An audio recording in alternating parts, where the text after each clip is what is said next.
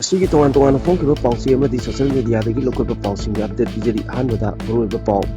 ꯃꯥꯡꯀꯣꯠ ꯆꯤꯄꯨꯗ ꯈꯨꯠꯂꯥꯏ ꯄꯥꯏꯕꯁꯤꯡꯅ ꯑꯦꯇꯦꯛ ꯇꯧꯈ꯭ꯔꯦ꯫ State force ꯃꯄꯥꯡꯒꯜ ꯀꯟꯈꯠꯍꯟꯅꯕ ꯄꯨꯂꯤꯁꯀꯤ ꯒꯥꯔꯤ 368 ꯆꯤꯐ ꯃꯤꯅꯤꯁꯇꯔꯅ ꯐ꯭ꯂꯦꯒ ꯑꯣꯐ ꯇꯧꯈ꯭ꯔꯦ꯫ ꯃꯅꯤꯄꯨꯔ ꯄꯨꯂꯤꯁ ꯗꯤꯄꯥꯔꯠꯃꯦꯟꯇ ꯃꯦꯟ ꯄꯥꯋꯔ 8,000ꯒꯤ ꯑꯋꯥꯠꯄ ꯂꯩꯔꯤ ꯍꯥꯏꯅ home minister ꯒꯣꯕꯤꯟꯗꯥꯁ ꯀꯣꯟꯊꯧꯖꯝꯅ ꯐꯣꯡꯗꯣꯛꯈ꯭ꯔꯦ꯫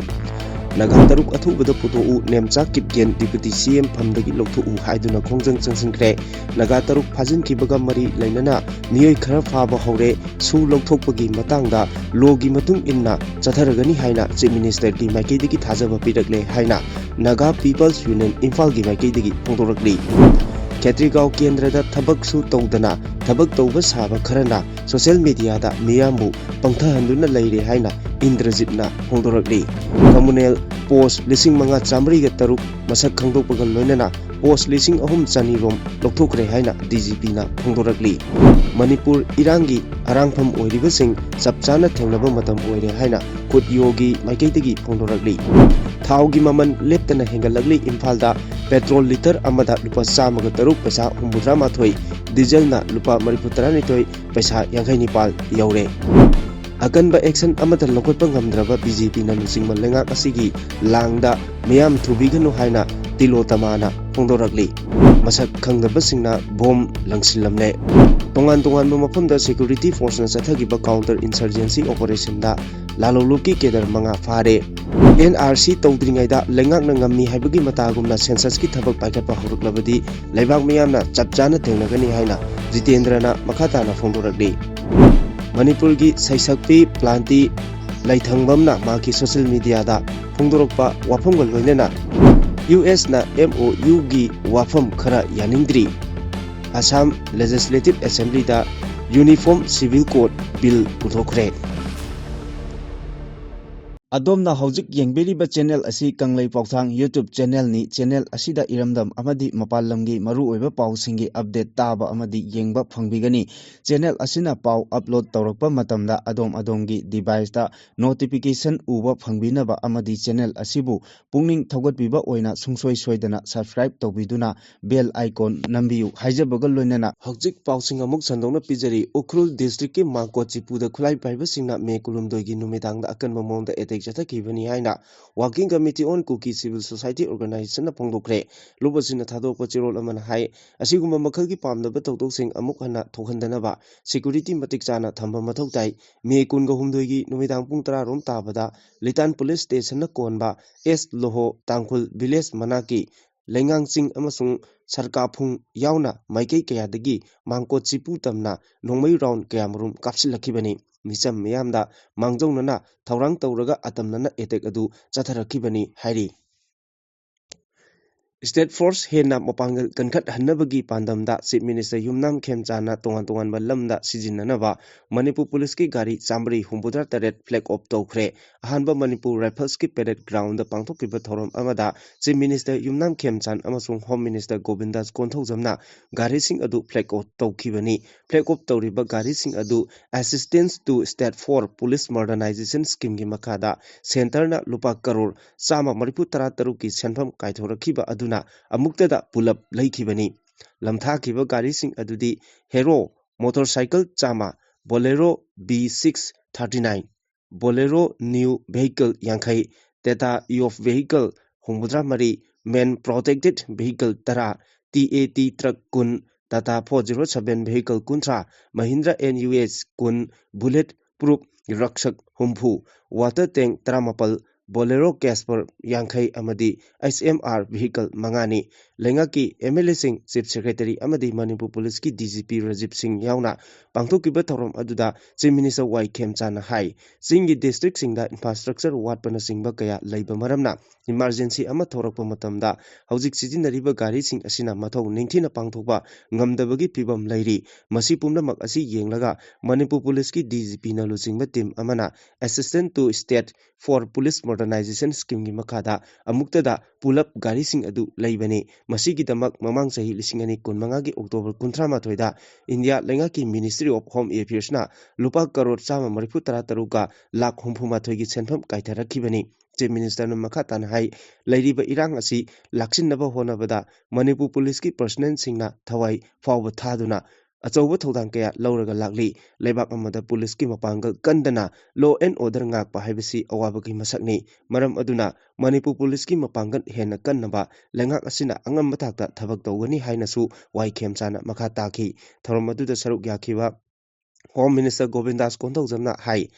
lamthariba garising asi thodok kwathok ama thorakpa matamda matam chana mafam aduda yauduna mathau taba thabaksing pangthokpa ngamnabani police amadi miyamgi marakta thajanabagi mari thamliba makai khunai asigi afaba oigadoribani loinana Manipur police ki personnel singnasu miyamga afaba mari thamnaba honagadabani haiki flag off tawbagi thoram adu loiraba matung paumi singna hangba wahung amagi paukhumda Home Minister Govindas Kontaujamna hai tara amasung taramathoi suba IRB gi zamandar recruitment tawkhibagi phal lauthopagi wafam asi yengsilagani lamthariba apunba gari asigi chada yangkhai mari di singi district singda sijinaragani haiki amaromda khulai paiba singna phajinduna thamliba miyosing thadoroknaba tongan tongan ba CSO singa wari sanabaga loinana police nasu search operation makata na sathari Manipur police ki oina cyber crime department yauna anoba equipment sing upgrade tawnaba honari amadi hawjik Manipur police department da manpower lising teret ki awatpa lairi haina Home Minister Govindas Kontaujamna makata na phongdokhi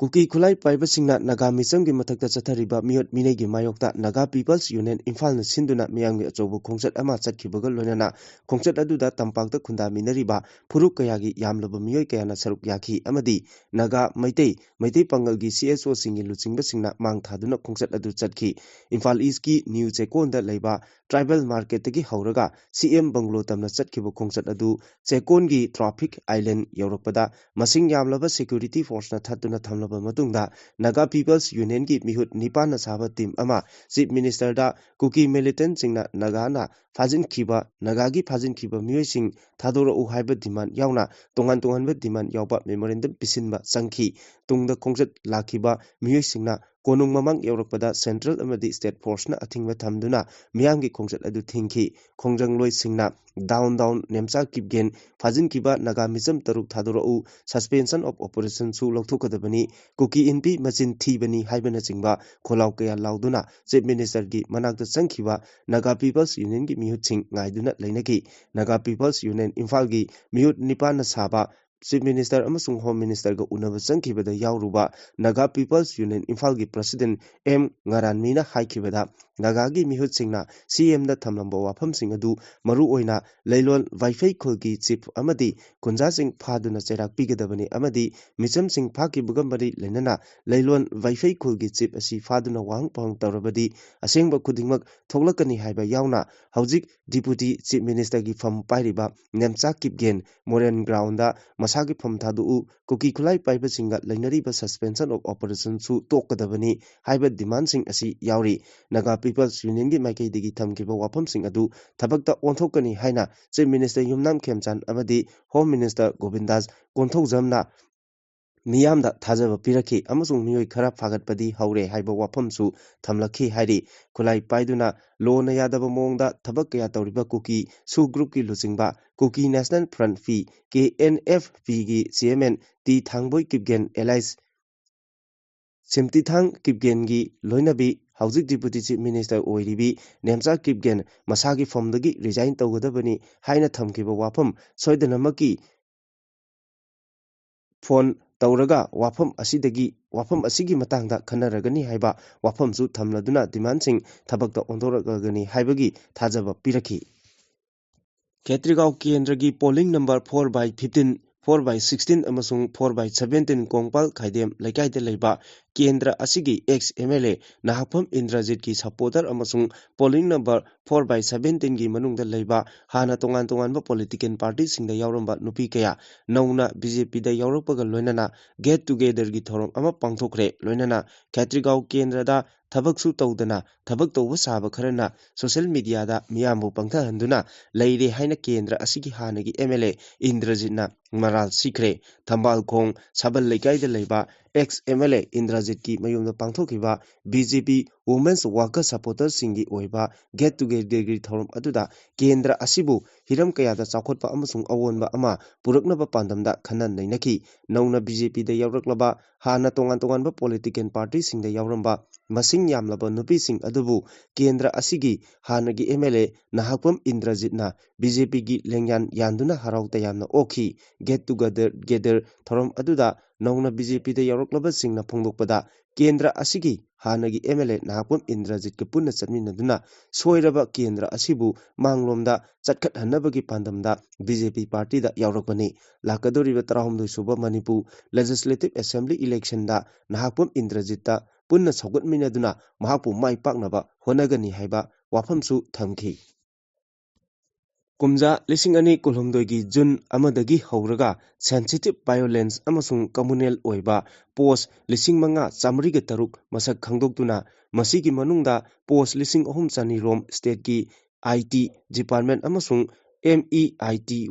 Government of India ga khusamnaraga lawthokre amadi page sama maniputaret amasung accounting block togre haina Manipur gi DGP Rajiv Singh na phongdokre Manipur Rifles ki parade ground da Manipur Police ki anoba gari sing Chief Minister na lamthabagi thoramda DGP na mathaki wafam asi phongdokladuna makhata na hai kumja lising ani kulhumdoi gi June tha da mahakna Manipur gi DGP oina hek lakpa matam adudagi ngasi phawba community ani gi marakda hingsa gi thogdok wathok kayana pik thana thoklakpana mahaki oina masibu laksinaba honabada achouba singnaba ama oikhi mahana makha taraduna hai miyamdagi sen munba lakpa tawbagi thabak thingnaba integrated anti extortion cell hangduna ngasi phawbada miyamda cell khaiba munbada chenaba sing amasung tamdagi miyoi lising amagi mathakta phagatpa ngamkhre miyamdagi cell khaiba munbagi thabak thingnaba security force na thabak lokhalakpada lambi thingduna security force sangba thingbagi thabak chatharakpa asina security force na lawful oiba mathau ningthina tawba ngamhande asigumba thong asina hena cell munba khaibagi thabak chatharaknabagi maram oibada natana peace progress education amasung haurakliba mirolda chauna akaiba pirakani hainasu DGP na phongdoki waramasina miyamna security ki thabak singda mateng pangbiu hainasu appeal tawki illegal drug trafficking gi matangda palladuna DGP Rajiv Singh na hai Manipur Police na drug trafficking ga mari leinana case chatret rom lokhotpaga loinana miyoi chatret rom su phagat pangamkre atenma matamgi manungda heroin powder kg 83 brown sugar kg 138 opium kg 150 amadi WY tablet kg 153 phagatpa ngamkre hainasu phongdoki masida natana security force na nomai lising taret 152 phagatpaga loinana bomb lising manga su ngasi phawbada phagatpa ngamkre haina DGP na phongdoki Manipur da thokliba external aggression gi wathok loisinba ngamdrabanina India lengakna Manipur gi miyamda leibak ngakpagi thodang pumnamak sinaramlaga India da hanbi khro haina khundrakpum kendra youth organization na phongdorakpaga loinana Manipur gi irang hawrapham oiriba chapchana thengnanaba matam oire hairakle khut yogi cherol asina hai kanglaipak Manipur na India da namtin tinkiba asi namlo lang thakpa oirambana ngasi aikhoibu thengkhang kayada awaba mayok naribani Manipur khunai adugumba punsiro oiramde malemgi chanariba sing nainaduna amadi saruk yaribani pikraba iramdam asida illegal American kaya lona thajillaklaga yelomi miyambu losinaba siliba poram asi Manipur miyamna mayek sengna khangi aikogi miyam khangbagi pankai wangman lankhre lamdam asigi yelomi singi yeknaba amadi yeknabada mateng pangliba sing lamdam asidagi maru phangna muthatpa matam oire makoibu tanthokkinaba akanba ihau ama aikoi pumnamaki mangda taduna leire haibasi khangminaba madam oire hairiba hiram asida tangai fadrabadi aikoigi mateng panggadaba singi pungning singsinbasu yai leipak Tangleipak Manipuri sing ikai khumnaba ngamdraba British government ka mayong yakhiba thong ningsingba phai aikoigi anoba punsirol amagidamak khongpham chetna leminaduna aikoigi lambida tingkhang thamlaroisi chinkuki narco terrorist singna phakiba miyoi amata hingna thadoraktri ngasi phawba hauzik makoina phakiba liangai miyoi taruk asisu hinglamgadaba mandre maram aduna igi laman ina singba haibasi kaufade masida arangpham oiriba singi mathakta chapchana thengnaminaba matam oire Maka tarakpa pawda center lengakna haukiba numit tarani asigi manungda thaugi maman ahumrak hengatkraba matungda marirak suba oina petrol liter da lupa ani pesa humpumathoi aduga diesel na liter da lupa ani pesa humbudramathoi hengallaktuna Imphal da petrol liter amada lupa chamaga taruk pesa humpumathoi aduga diesel na liter amada lupa marifu taranithoi pesa yankhai nipal yaukre West Asia da thokliba lalgi chaitheng phanglaba malemgi oina sungdoktriba thaugi mamal tangkalakpadagi haukiba me 15 da India lengakna petrol amasung diesel liter da lupa ahumgi changda hengatkhi masi oidunasu lebak asigi khwaidigi maru oiba oil marketing company OMC ahum haibadi Indian Oil Corporation Bharat Petroleum amasung Hindustan Petroleum na nomagi oina lupa karor ama rom mangba haibadu oikhi madugi tung tha asigi 18 da ani suba oina petrol amasung diesel liter da paisa 30 gi changda hengatkhi madu phawbada OMC singda adum sel mangbagi phibam leibadagi haukibatang kunga humdoida ahumrak suba oina petrol liter da paisa 33 aduga diesel dana paisa 34 hengatkibani Marirak suba oina petrol amasung diesel gi maman hengalakhiba asina haukiba numit tarani asida petrol amasung diesel liter da punna lupa taret paisa yankhai gi sangda hengatli Lamdam asida thokliba misi minagi thawngsing ex gracia piba amadi NIA da sinaba natana ahenba action amata lokhotpa ngamdaba BJP na luchingba lengak asigi langda miyam thubiganu BJP na hojik lamdam asida huranbada mateng pangba amadi huranba matung mairingbagi thawng chathaduna leiribasi kudakta tokpiro haina Congress babanda pangthoktiba pawgi mifam amada MPCC gi Vice President Telotama loitongomna phongdokre mahana makhatana hai mi siraga ex gracia pigani NIA da sinaraga loire haiba BJP lengaki wakalot asi ngaktaba ngamde lamdam asigi luraba tanpham asida hostage crisis ki issue ama mayoknariba asi yamna laibak thibani nakal animakna fajinduna thamliba hostage kun adu tekte kaidana thadokpira u lamdam asida oirakliba phibam asi kanada kari hairaga matik chaba action lokhakadage haibasi miyamna chamamnaba pokwa matang adu yaurakli haukiba tha ani ahumgi matam asida thokliba pamdaba tokdoksing asi miyoibagi minungsigi wangmada chatharakba chawngsingni asuk kuina miyoi kaya ama hostage oina fajinduna thamkrabasu BJP na luchingba lengak asina kanagumba amatada fajinduna thamliba miyoising adu longthoknaba thadoknaba appeal tawba thengnakidri lamdam asigi hojik oirakliba phibam asida BJP na luchingba lengak asina kari karamba masak thokpa action lokhotkiba leirabage haibasi achawba wang amani mi siraga ex gracia pigani NIA da sinaraga loire haiba makoigi wakal asi ngaktaba ngamde irang asida laikhidrabasing asibana mangjai haibagi phibamda hojik leiri masi achumba lengaklon amagi mathau nate haibasi center amasung state ki BJP gi double engine lengak asina miyamda mayek sengna khangangadabani national highway singda chatpada athingba thamliba asi national highway protection act ki makhada lengakna action amata lokhatana leiriba asigi maramna karigi irang asi lamdam asigi mirol ama maning hallabani haibasi kaudaba phai haiki Impal West District ki manung channa leiba langjing achauba maning lekai da leiba mioi amagi mayumda ngarang numidang waram pung 3:35 rom tabada hand grenade ama pokhai halamle police tagi phangba pauna hai hand grenade adu langjing achauba maning leirakta leiba Seram Rosni Kumar sahini phumunga apopol leikidraba S Manawbi Maitai gi yumgi manakta pokhai hankhibani adum oinamak thodok aduda asok apangi paudi leite thado asigi matangda police na chijenba hokra hairi State asigi law and order ningthina lainaba amadi shanti amasung tangdu leitaba hanjilaknabagi thauramsing manung channa state asida deploy tawriba state amasung central security force singna ching amasung tampaki mafam singda chathaba counter insurgency operation singda tongan ba lalolup singi keder manga phaba ngamkhibuga loinana masing yamlaba khuchu khulai sing phagat pangamkhre Manipur police ki pawasina makhata na hai tha asigi kungo humdoida Manipur police amasung central security force singna Imphal East district ki Porompat police station ki manung chana leiba wangkhai ayangpali rota chatakiba search operation amada aina thinkraba lalolup Manipur Revolutionary Army MRA gi active cadre ani faba ngamkhi hairi security force singna faraba MRA gi cadre sing adudi ningthogjam Vicky Singh Elias Munal chahi kuntra leifam kongba nandaibam laikai emasung ningthogjam Isorchan Singh Elias Loya Elias Thawai Lakpa, Sahi Kunmari, Leifam, Lafupat, Mayai Lekai, Housing and Langjing, Makalekai the Labani Hadi, Makoi Anidagi mobile phone, Ahum, Adhar card Ama, Chakani Panba, Gari Ama, Pagat Bangamki, Security Forcingna, Numit Asigi, Maktada, Churasampu District, Inden Thar, Rankai Village, the Satakiba Operation Dana, Jehovah Raja Detta, Sahi Kunmari, Leifam, Inden Thar, Rankai Village, Churasanpur Asi, Mahaki Memdagi, Paba, Namkibaga, Loinana, Mongondagi, Magzinga Lonaba, Insas Rifle Ama, 5.56 mm live ammunition, Kuntrataruk, Ammo Plus, Bulletproof, Vase Ama Amasung, Mobile Phone Ama Fagat Pangamki Hari, Security Force Na, Churasanpur Police Station Ki Manung Chanba, Ngahathal area da Chathaba Operation Dana, Kuki Militant Group,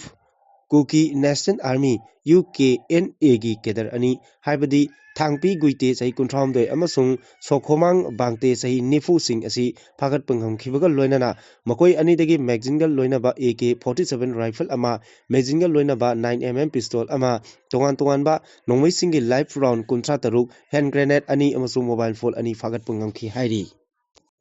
Matam charingai mitop khondohdaba tarabadi tungi mirol kanba ngamloi haibasi lenga asina khangba matam yaure haina campaign for just and fair delimitation gi kanbena Jitendra Ningomana phongdokre wafam asi Manipur lengang na sinduna state asida lakliba August 13 tagi census tawguni haiduna thawrangliba asigi mangoinana NRC update tawbinaba mari leinaba singda taksinduna lakliba asida lenga asina ngami matagum census ki thabak paikhalakpa horaklabadi lamdam asigi miyamna logudaba thawdangsing matangda IYC Nungai, SYPO Nungai, Makalekai, UYC Nungai Kuno, SUEDO Nungpai Kongbal Nungai Amadi, JFT Nasinduna, Nungai Community Holder, Pangtokiba, Miyangi Miponga Mari Lenana, Jitendra Ningomana Pondokibani, Mahana Makatana Hai, Madam Charingai Mito Kondo Holdova Tarabadi, Tungi Miro Kanbangam Loi Haibasi, Lengak Asina Kantaba Matam Yaure, Mitop Kandokpa, Lengak Asina Pam Labasu, Mitop Kandok Nabagi, Tabak Oina, Pangtokpadi Udri, Mikok, Tibana, Lamdam Asida Ladiba, Migi Masing Kangdok Labatunda, Migi Masing Adu Yenglaga, Zakot Taurangi Oiba, Zaktung, Pitara Kadoribani, Adubu, Estate Asida, Kumzali Singh Chamapan Mariputrama Toida Pangtokiba Mikok Tibagi Tabak, Zatabada, Zingi Mapam Karada, Sahi Amagi Manunda, Hengat Payaba, Migi Masingdagi, Hena Leramba Tenaki Haibagi report, Funkiba Aduna. Takpadi, Lamdam Asida, Niam Kaina Valamdagi, Narol the Sanglapa, Mioikaya, Mikok Tibada, Yavsin Kre Takpani, Asigumbatong, Asi Makatana Toktanaba, Lamdam Asidagi, Mito Kandok Labatunda, Sensaski.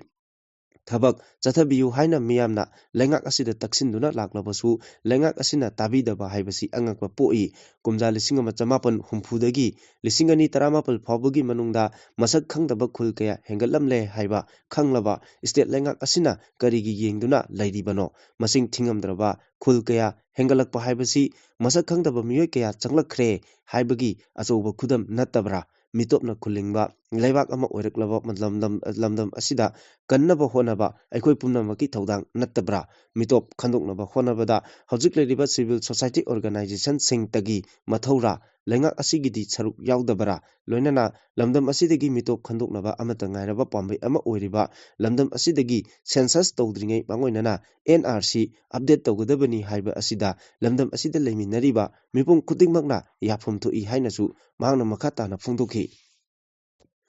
Makatarakpa Pauda Manipurgi Miyamna Toidok Hendokna Kangnarabi Saisakpi Flanti Laithangbamgi social media da asumna update torakli.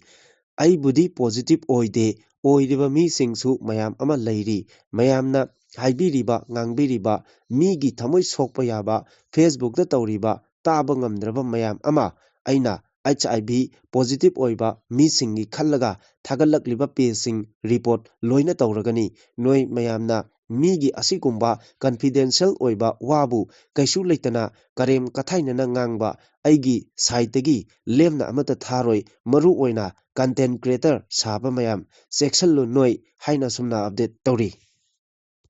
Hauzik Aroiba Pauda Iran ga Soknaba Lan Lusinabagi Matangda Memorandum of Understanding MOU Kuyek Pinanaba Torang Lokacharabasu MOU da Yauriba Wapum Kara US na Yaningdaba Pongdokre Nakal Ani Wari Sanaduna Yasinaba Puruknaba Honazarabasu US na MOU gi close Kara Yaningdaba Maramna Hauzik Hauren Lan Asi Lusingani Haibagi Thajaba Laidri US ki Secretary of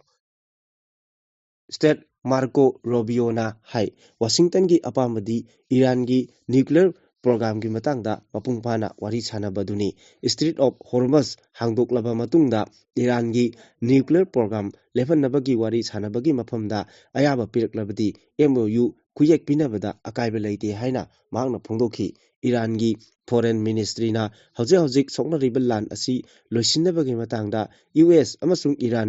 ꯏꯔꯥꯟꯒ MOU ꯈꯨꯌꯦꯛ ꯄꯤꯅꯕꯒꯤ ꯇꯥꯟꯐꯝ ꯂꯥꯛꯂꯦ ꯍꯥꯏꯅ ꯐꯣꯡꯗꯣꯛꯄ ꯂꯩꯈ꯭ꯔꯕꯅꯤ꯫ Foreign ꯃꯤꯅꯤꯁꯇ꯭ꯔꯤꯒꯤ spokesman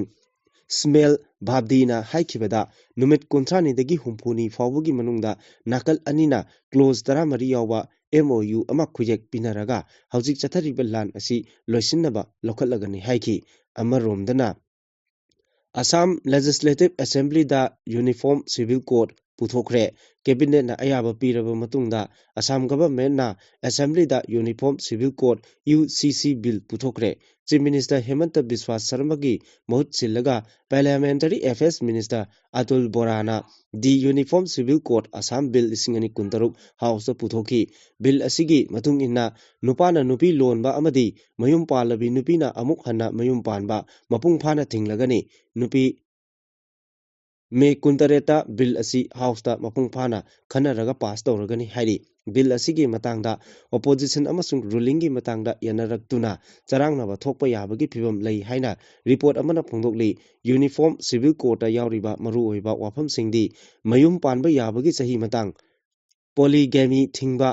ꯃꯆꯥꯅꯨꯄꯥ ꯑꯃꯁꯨꯡ ꯃꯆꯥꯅꯨꯄꯤꯗ ꯂꯟ-ꯊꯨꯝ ꯌꯦꯟꯅꯕꯒꯤ ꯆꯞ ꯃꯥꯟꯅꯕ right ꯐꯪꯍꯟꯕ ꯑꯃꯁꯨꯡ ꯂꯨꯍꯣꯡꯗ꯭ꯔꯤꯉꯩꯗ ꯅꯨꯄꯥ-ꯅꯨꯄꯤ ꯄꯨꯟꯅ ꯂꯩꯃꯤꯟꯅꯕꯒꯤ ꯃꯇꯥꯡꯗꯅꯤ꯫ ꯀꯔꯤꯒꯨꯝꯕ ꯕꯤꯜ ꯑꯁꯤ ꯄꯥꯁ ꯇꯧꯕ ꯊꯣꯛꯂꯕꯗꯤ ꯂꯩꯕꯥꯛ ꯑꯁꯤꯒꯤ ꯑꯣꯏꯅ UCC ꯕꯤꯜ ꯄꯥꯁ ꯇꯧꯕ ꯁ꯭ꯇꯦꯠ ꯑꯁꯥꯝꯅ ꯑꯅꯤꯁꯨꯕ ꯑꯣꯏꯔꯒꯅꯤ ꯍꯥꯏꯔꯤ꯫